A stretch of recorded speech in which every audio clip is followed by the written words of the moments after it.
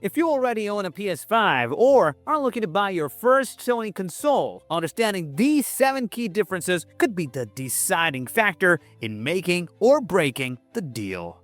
Number 1. Pricing. Before I talk about the pricing of the PS5 and PS5 Pro, do you know which PlayStation was the highest end at launch? If you don't know, it was the PS3 with the launch price of $599.99. Now, looking at the PS5 Pro's price of $699.99, it is the most expensive home console in recent years. It is $200 more than the PS5 Slim with an optical disc drive and $250 more than the digital-only PS5. You could buy a Nintendo Switch and 2 Switch Lites for the same price.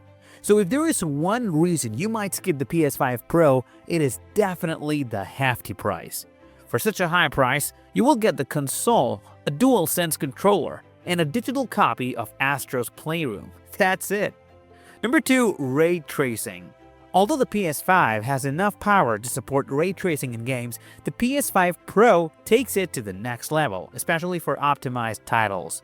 Ray tracing, if you don't know, is a 3D rendering technology that simulates how light behaves, creating realistic reflections and lighting effects.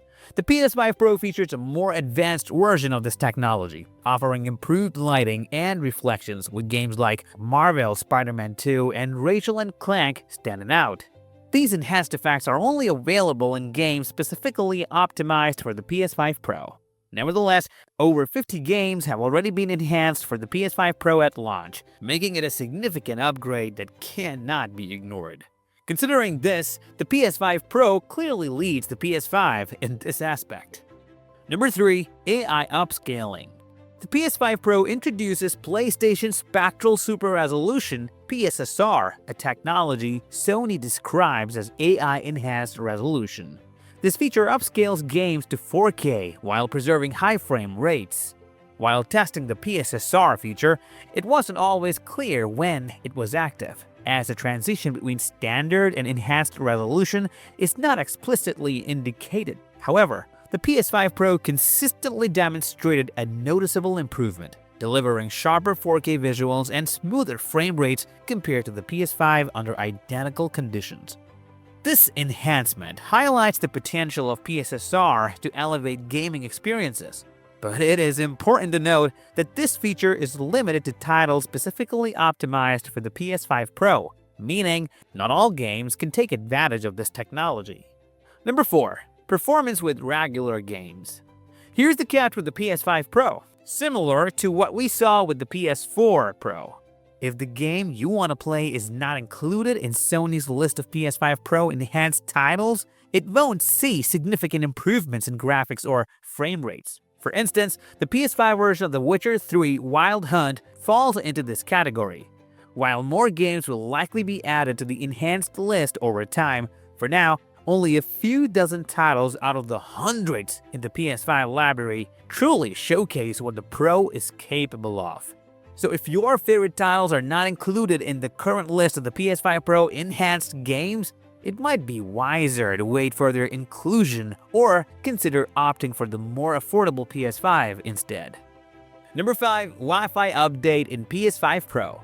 The PS5 Pro brings a significant upgrade with support for the latest Wi-Fi 7 standard.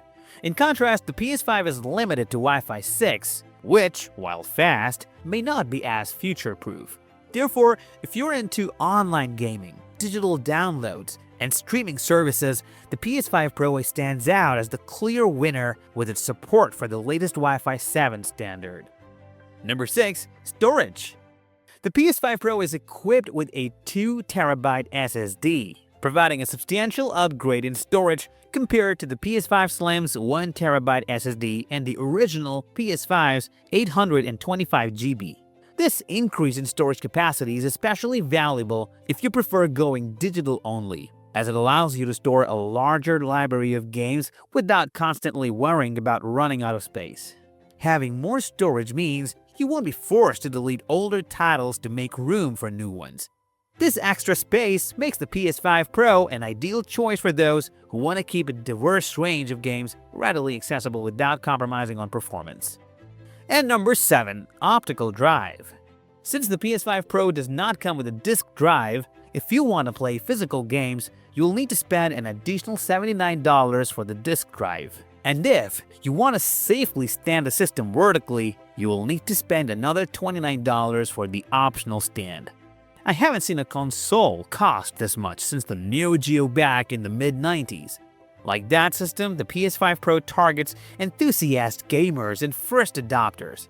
Still, if you're considering getting a PS5 Pro, the additional cost will probably make you think twice. To wrap it up, both the PS5 and PS5 Pro have their strengths, but the choice ultimately depends on your gaming preferences and budget. Let me know your thoughts in the comments below. Which one will you buy?